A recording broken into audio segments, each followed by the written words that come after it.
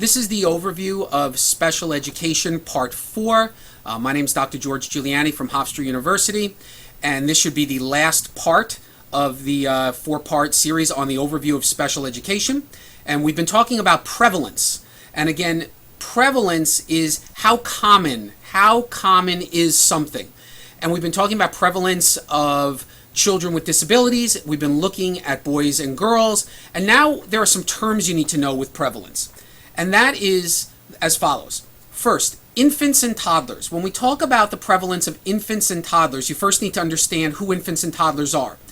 Infants and toddlers are those between the ages of birth up to the age of 3 years of age, or birth up to 36 months. And in the general population, there are about 300,000, or about 2% of U.S. infants and toddlers that receive what we call early intervention services.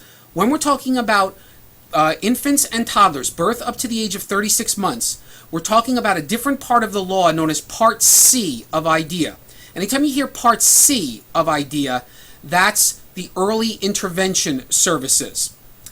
Then we have our preschoolers, and there are approximately 700,000 preschool children, that's 3 up through the age of 5 years of age, or about 5% of the U.S. preschool population that receive early childhood special education services. And then we have what is known as our school-age population. And our school-age population, according to the U.S. Department of Ed, refers to children between the ages of 6 up to 21 years of age. But again, remember, once you graduate from high school, you're no longer considered the school-age child. And there are approximately 6 million school-age children receiving special education services today. So let's add this up. We have 300,000 infants and toddlers, 300,000 in a sense, birth up to 3. We have 700,000 preschoolers, 3 up through the age of 5, and 6 million, 6 to the age of 21 years, receiving special ed services. So 300,000 plus 700,000 plus 6 million, you're looking at 7 million infants and toddlers and preschoolers and school-age children who receive either early intervention, early childhood special education, or special education and related services in the United States today.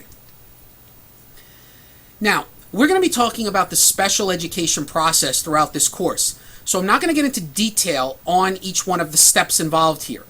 But for now, you need to understand that there are 10 basic steps involved in the special education process. And once you have the big picture of the process, it'll be easier to understand the many details that we'll be discussing for each step. So let's go through the 10 basic steps in the special education process. Step 1. A child is identified as possibly needing special education and related services. So a child is identified as possibly needing special ed. So what do? Step 2. The child is evaluated for a suspected disability. What happens after we evaluate the child? Step 3 is eligibility is decided. Is the child eligible? Step 4, if the child is found eligible, the child is classified as a student with a disability to receive special ed services. Once that child is classified as a student with a disability to receive services, we now have to schedule an IEP meeting, step 5. What happens at step 6? Well, step 6 is we hold the IEP meeting. An IEP meeting is held, and the IEP is then written. Step 7 is after the IEP is written, services are provided. Step 8 is we measure the progress of the particular child, and we report that progress to the parents. Step 9 is we review the IEP annually, also known as an annual review. And then finally, step 10, every 3 years in special education, we have to do the comprehensive review again of this child if the child has received special ed services for 3 years. And that is known as a triennial review. So going back on the slides, first, the child is identified as possibly needing special ed and related services. The child is evaluated. Eligibility is decided. The child is found eligible and then classified. We hold an IEP meeting. We schedule it. We hold it. We write the IEP. After the IEP is written, we provide the services. We measure the progress of the child. We report the progress to the parents. The IEP gets reviewed at the end of each year. And then after every 3 years, we have a triennial review. Those are the 10 basic steps in the special education process. And our last slide is discussing correct language, using appropriate language when communicating about individuals with disabilities. And there are 3 things I want you to note here.